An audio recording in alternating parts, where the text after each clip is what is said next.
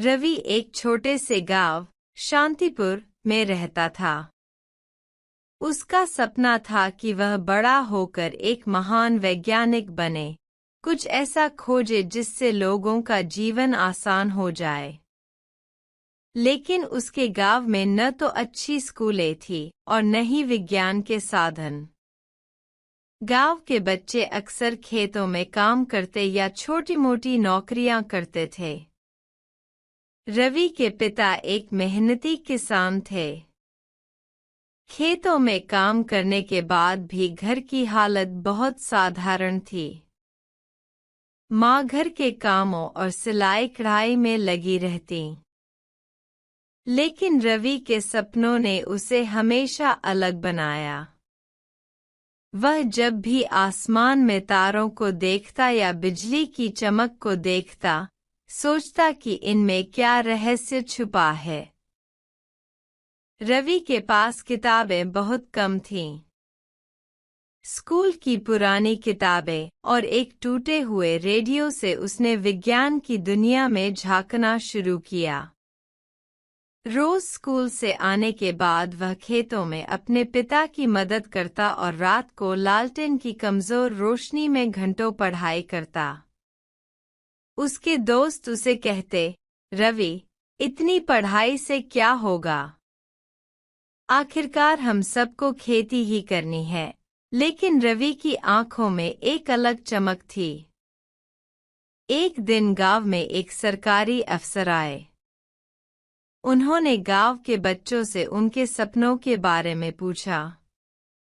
जब रवि की बारी आई, तो उसने बिना झिझक अपने सपनों के बारे में बताया कि वह एक दिन बड़ा वैज्ञानिक बनेगा और ऐसी चीजें बनाएगा जिससे गांव वालों की जिंदगी आसान हो सके।